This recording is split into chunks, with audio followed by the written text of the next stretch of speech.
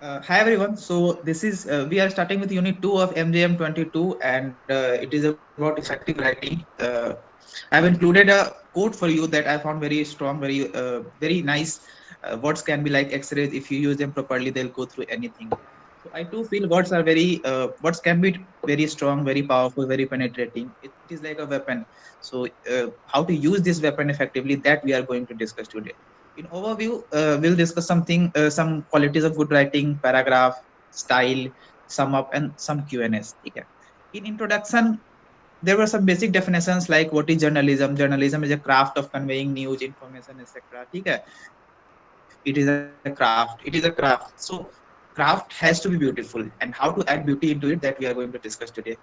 There were two interpretations also that I found useful. They were about role of journalist. These are two people, Lippmann and Dewey. They have interpreted it differently. One says ki their role should be like a mediator or a translator, because there is a huge communication gap between the public and the government.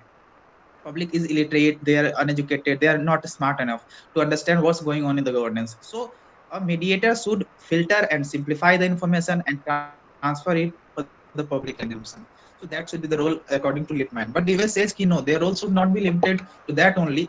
They should also engage citizens, experts in debate and discussion, and they should generate content. They should generate opinions, ideas, because shared knowledge of public is always better than of those who are sitting in government and those who are very few in number. Okay. Okay, so next, some qualities of good writing that you must have in your writing. Like your words should be very rich. There should not be any unnecessary word or sentence in your writing. You should demand minimum from the reader. It should not be like reader is giving you 10 minutes and found only two sentences useful. No, cost benefit is very low. Don't do that. It doesn't mean ki start avoiding details. Don't avoid details, but make sure every word tells. Simplicity. Simplicity is also important. Don't use heavy, high flown words. Don't do any type of over decoration. Any type of affectation is bad. Yeah. Don't try to pretend anything. Natural unpretentious style is always best. Try to have clarity in your writing. Any complex idea, Abdul Kalam has said, can be presented simply. So try to focus on that. Our basic purpose, journalism's basic purpose, is to clarify, simplify, and inform. So try to stick to that. Don't create hurdles for the readers. You also have to decide rhetorical stance. Okay, your writing should reach to heart. Okay, then only people will act, then only it will come in action. So try to know your audience for that. Next we'll discuss paragraph. We'll start with some basic definitions, basic school definitions, like it is a collection of sentences that helps you fulfill your thesis. You can also call it a unit, because every paragraph is like a packet, is like a package. Okay, so that has a specific purpose, that has a specific point to make, that has a specific idea to convince. So you can call it a unit. Every strong paragraph that you will see will contain a controlling idea, a general idea, which will govern the entire paragraph. Okay, and every other detail will revolve around it. Those details you can call them thesis or supportive ideas. Okay, supporting ideas. Effective writing depends on how you have divided your piece of writing into different units and how they are interrelated, how beautifully you have arranged. Okay. Now, functions. What are the functions of paragraph? R.M. Weaver has said paragraph is like a visual aid that signals beginning of a new thought. That is a very even your writing can be beginning for someone's new thought. So that it is that important. It helps in organizing our thoughts. With paragraph, you can introduce thesis statement, explain details, persuade someone, argue for something. Okay. It also marks mechanical interval, like you are moving from one para to another paragraph. So it is marking a mechanical pause there. It also marks transition of thought. When you are moving from one para to another, you are expecting something new there, something different there. Okay. So there is a transition of thought taking place. But more importantly, it is a miniature composition which has unity in its own, which has a specific purpose, a specific idea to convince. Coherence, emphasis, and completeness are some of the other devices that adds beauty into it, that we will discuss later. Next, characteristics of a good paragraph. Unity we have discussed is important, but how to develop unity? Unity is developed when a general idea governs the entire paragraph. Okay? A sentence will contain that general idea, and that sentence you can call it topic sentence. It is usually found in the beginning, but according to situations, depending on your situations, you can use that in middle or end also. And every other detail makes sure will revolve around it. Coherence is also important. Your sentences, your paragraphs should be interrelated, and they should not only be interrelated, they should be in a clear logical sequence. Okay, it helps reader to move from one idea to another very conveniently. Okay, and convenience is important for the reader because you don't want to give them pain, or they are not in a mood to take pain while they are reading your article in the morning with a cup of tea. Okay, so make sure it should be smooth. Completeness is achieved when you think you have provided enough details, supporting ideas, example. Okay, you have provided everything that is needed to convince that idea. Then you can end that paragraph and start with a new paragraph. Next, structure of paragraph. In every good writing, you will find some of these things common. Like there will be a controlling idea, there will be a explanation of that controlling idea, there will be some good examples. Okay, these things we have already discussed. What is transition statement?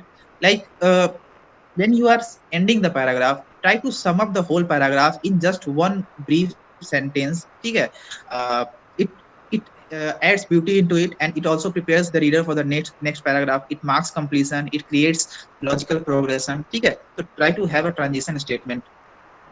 Purpose statements you can also use. Sometimes you will see paragraph will start like, the aim of this paper is to convince you this, the purpose of this essay is to take you through this. It means they are explaining the purpose in the beginning. Okay, what to expect from this paper.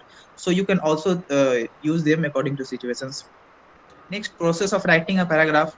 First of all, decide the topic. You should be very convinced about that topic. Okay, then only it can ensure authenticity and effectiveness. Then decide your controlling idea. It should also be very strong.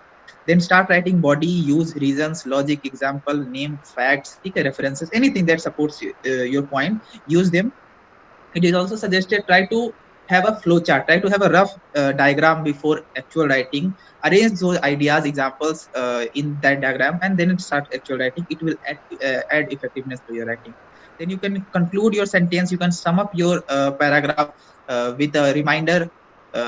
You can remind the reader about the relevance of the information that you have provided along with the main idea. Okay, so uh, in that way you can conclude also.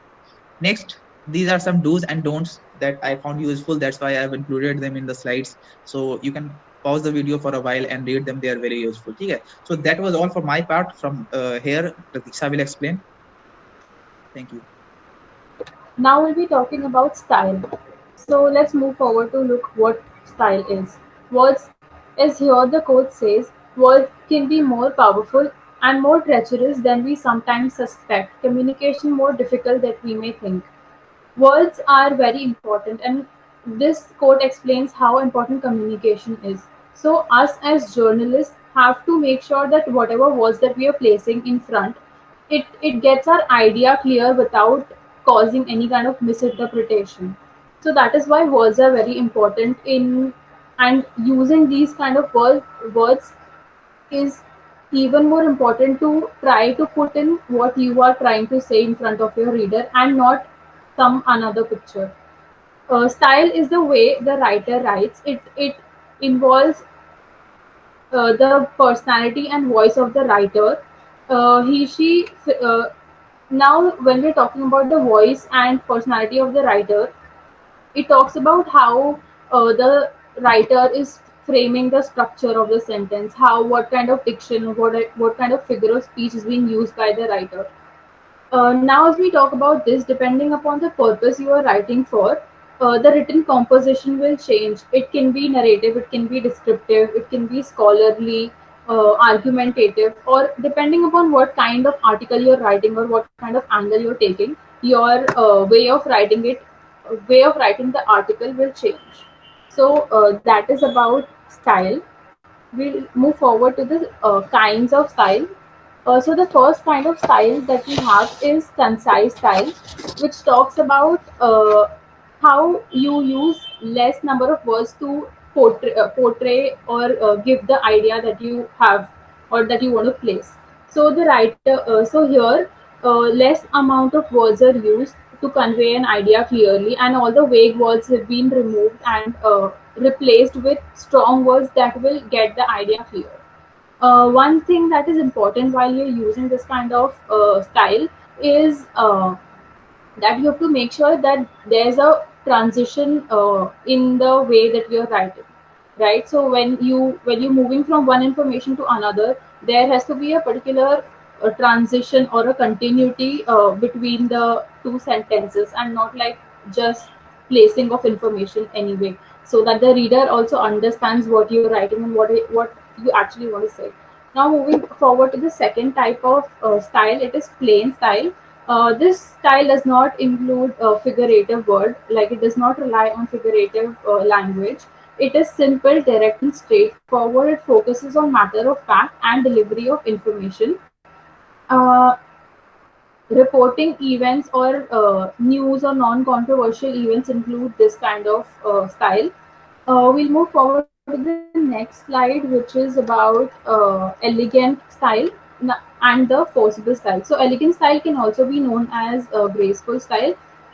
In this, the language uses figurative, and the sentences are placed in a way that the beauty of the whole paragraph or the whole uh, essence of the paragraph is more like beautiful. Uh, so yeah, that's about it. The prose appears spontaneous, in which metaphors, thoughts, and allusions are woven very carefully in a graceful style. Forcible style. This kind of style is adopted by writers when they are very convinced about the topic that they are writing, or it interests them. The subject of the or the idea of the article interests them, and they think that this idea is very much important for the readers to know. So this kind of writing is generally, you will see this kind of writing in editorials, and where the writer is placing like arguments, and also facts that will help the reader also understand what the editor is trying to say. So that is about kinds of style. We'll move forward to the next type. Next, sorry, not next type. Uh, Passive and active structure. This talks about how use of passive structure can be made to like not direct your writing towards one particular person or any particular tribe, but then you can generally place your idea and uh, not directed towards someone, not hurt someone's feeling, but also get your idea clear, like clearly place your idea. So yeah, that's about passive and active structure. Use of periodic sentences talk about how you should place your idea in the middle of the sentence or at the end, and not at the very start. So the last slide is about attributes of good style. In this, we'll talk about what are the things that you should consider while you're using while you're writing. So avoid using too many pronouns and clauses. Short sentences with less number of exploratory or informative calls. One more very important thing is that you have to respect the truth and respect what you're placing, respect the writer basically. Whatever you're placing in front of the writer has to be in front of the reader has to be true, and you have to respect them as to show them the truth about whatever you're writing. So yeah, that is about styles. In summing up, we have these 3 points. If you would want to wait and watch this, you can note it down. It will be helpful for you. Thank you so much.